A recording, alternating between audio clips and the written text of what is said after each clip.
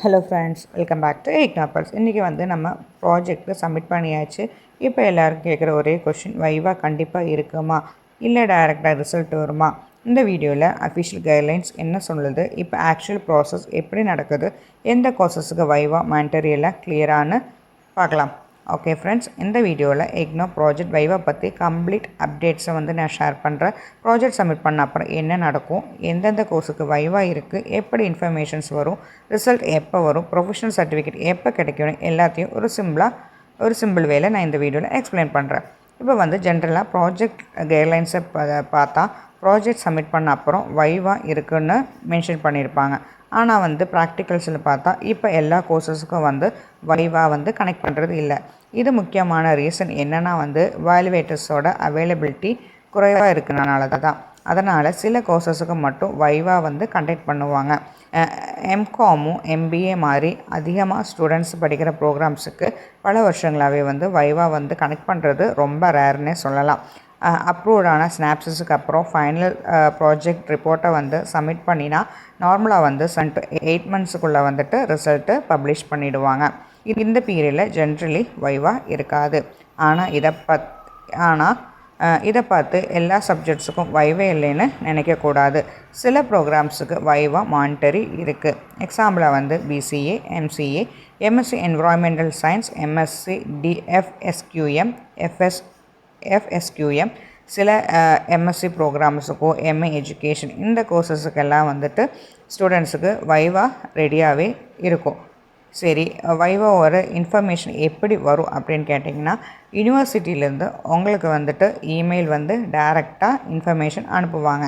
மெயிலில் வைவாவோட date, time, mode of viva, instructions எல்லாமே கிளியராக மென்ஷன் பண்ணியிருப்பாங்க.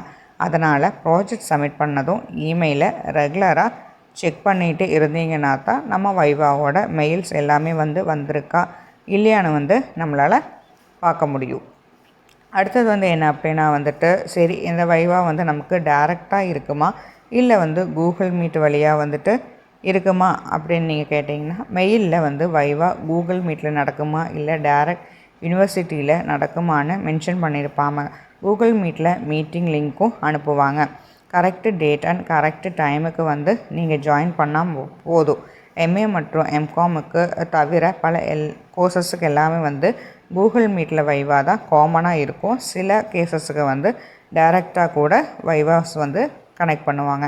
Special note for BCA and MCA. இதில் என்ன அப்படின்னா, பிசிஏவும் எம்சிஏயும் ப்ரோக்ராம் ஸ்டூடெண்ட்ஸுக்கு வைவா கொஞ்சம் டிஃப்ரெண்ட்டாகவே இருக்கும். அதில் என்ன பண்ணுவாங்க அப்படின்னா ப்ரோக்ராம்ஸ் எல்லாம் எக்ஸ்பிளைன் பண்ணிவிட்டு நமக்கு என்ன பண்ணுவாங்கன்னா, அதோட ஸ்க்ரீன் ஷேர் பண்ணணும். அது ஒரு ஸ்பெஷல் ப்ராசஸாகவே இருக்கும். இந்த ஸ்க்ரீன் ஷேர் மூலயமா நமக்கு ப்ரோக்ராமிங்ஸ் எல்லாமே எக்ஸ்பிளைன் பண்ணுவாங்க. அதை பற்றின ஒரு வீடியோ நான் டீட்டெயிலாக சீக்கிரமே உங்களுக்கு நான் அப்டேட் பண்ணுறேன். அதுக்கப்புறம் என்ன அப்படின்னா நம்மளோட கிரைட் கார்டும் அதோட ரிசல்ட்டும். இப்போ நீங்கள் வைவா கம்ப்ளீட் பண்ணிட்டீங்க. கூகுள் மீட்லேயே இருந்தாலும் சரி, இல்லைன்னா வீடியோவில் இருந்தாலும் சரி, நீங்கள் வைவா கம்ப்ளீட் பண்ணிங்கன்னா அதுக்கப்புறம் ப்ராஜெக்ட்ஸ் மார்க்கு கிரைட் கார்டில் அப்டேட் ஆகும். கிரைட் கார்டில் கம்ப்ளீட்னு ஸ்டேட்டஸ் வந்தால் உங்கள் ப்ராஜெக்ட் சக்ஸஸ்ஃபுல்லாக கம்ப்ளீட் ஆயிருச்சுங்கிறத அர்த்தம். அதுக்கப்புறம் ப்ரொஃபஷனல் சர்டிஃபிகேட்.